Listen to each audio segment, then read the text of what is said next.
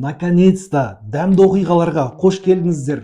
Бір жылдан кейін осы каналда сіздермен қайттан қауышып отқаныма өте қуаныштымын. Неге бір жылдан соң? Себебі бір жыл бұрын осы канал нормально жүріп келе жатқан кезде кішігірім ауырып, операция болып, логині бар, паролі бар, ұмытып қалып, оның бәрі енді артта қалды. Бірақ бір жыл бойы аша алмай жүрдім. Қайтадан сіздермен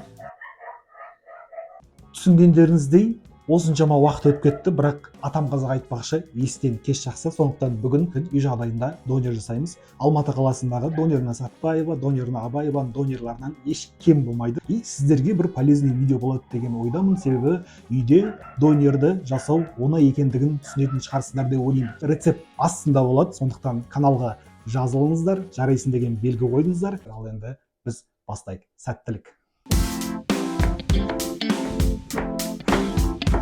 Өздеріңіз көріп тұрғандай, біз донердің ішіндегі фриін жасап жатырмыз. Огородтағы болмаса магазиндегі қарапайым картошка, соны алып, жуып, тазалап, қабығын ашып, дәл осындай пішінде қазір тоқашты майға қуырған сияқты қуырып, донердің ішіне салатын боламыз. Оны ары қарай көретін боласыздар. Сондықтан видеоны соңына дейін көріңіздер.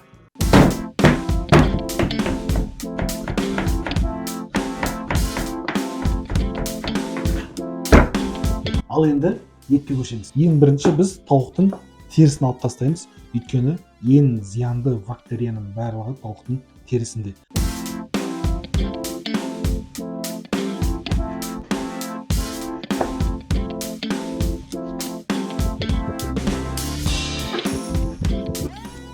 Біз қазір тауық етімізді маринадтайтын боламыз. Қатты күрделі ештеңкесі жоқ, қарапайым осындай ыдысқа жиыртып алайық.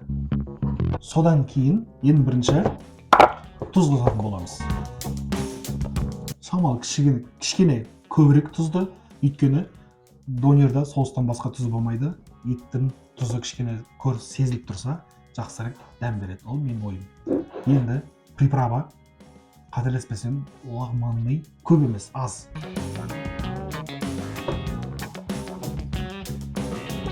Одан кейін міндетті түрде қара бұрыш. Жеткілікті тура осылай. Енді осының үстінен шамалы күнбағыс майын құйып, кішігірім маринад ісінетіндей қыламыз. Ет ұстаған қолдарыңызбен, бірақ желательно оң қолмен, сондықтан мына қолмен араластырамыз. Біз енді тауық етімізді 10 минутқа қойып қоямыз, кішкене өз-өзіне келсін. Ал 10 минуттың ішінде мына фриді қазір пісіретін боламыз. Ал сіздер тез-тез астыға түсіп, комментарияға өздеріңіздің ойларыңызды жазып кетіңіздер.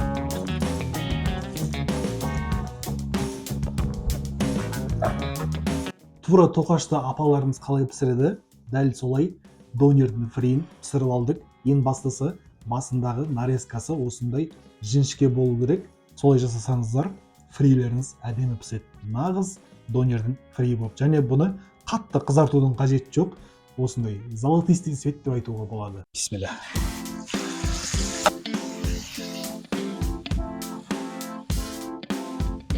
Біз пиязымызды турап қойдық, қазір донерге қосатын жұқа. Сіздер соленый огурцы, свежий огурцы, болмаса помидор қоссаңыздар да болады, егер өздеріңізге ұнаса, ал бізге тек пиязбен ұнайды.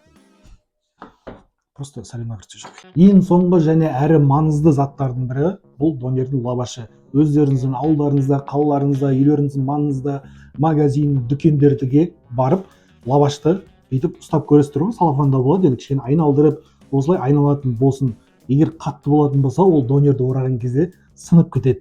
Жеген кезде өздеріңізге қолайсыздық тудырады. Сол себептен лаваштарыңыз свежий. Көп жерлерде свежий лаваш табу қиын. Сол себептен кішкене өстіп бірап көресіздер мүмкіндігінше. Сол дұрыс болады. Ал біз донерімізді жинап құрастырып бастаймыз. Ең бірінші кетчуп жағылу керек. Көп емес, осындай примерно. Екіншісіне де дәл солай. Әртүрлі немен жақсаңыздар болады, ирек қылып. Екінші фри қосылады. Фриден кейін пияз, егер өздеріңізге ұнайтын болса, соленый огурцы, свежий помидор қоссаңыздар да болады. Ал бізге пияз ұнайды. Одан кейін етімізді саламыз. Ал енді соңғы вишенка на торте майонез. Өздеріңіз жеке соус жасасаңыздар да болады. Келесі видеоларда ол соустарды көрсетемін. Қарапайым, чесночный, свежий огурцы соленыймен, ал қазір бізде қарапайым майонез. Ал енді соңғы штрих ораймыз. Маған бір донершіктің көрсеткені, есімде қалғаны, орамай тұрып, мына жерден кішкене басып, қайттан қойып, өстіп орасан донер зор болады деп айтқан. Әлі есімде. Бисмилля. Сәл-сәл өстіп тығыздап орайсыздар. И сол кезде донер тәттірек болады. Наны да тура солай. Мынаяқтан көтереміз. Сәл-сәл басамыз. Бисмилля. Одан кейін жаңағыдай.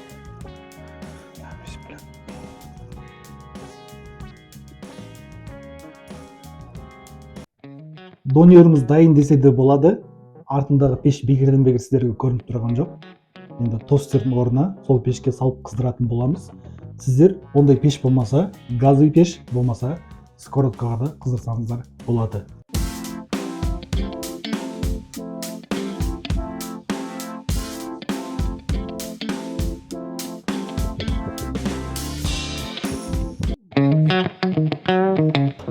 Орта белге жеткен кезде өздеріңізге байқалады, мына беті өзі қаттайып, сухарик болып және қызарып бастайды. Сол кезде арғы бетіне аударсаңыздар, екінші беті де әдемі болатын болады.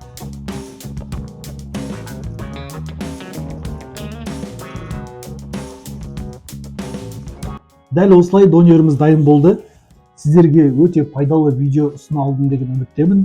Арнаға жазылып, жарайсың деген белгі қойып, комментарийға өздеріңіздің ойларыңызды, болмаса мені қолдау мақсатында, болмаса ойларыңызға не келді, қандай нәрсе түйдіңіздер осы видеодан, соны жазып кетіңіздер. Мен үшін өте маңызды.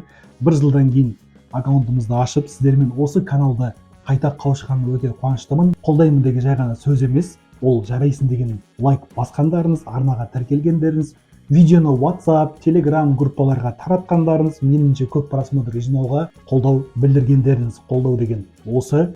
Ал донеріміз дайын, қытырлақ, бізге ас болсын. Бәрі жақсы болады, міндетті түрде.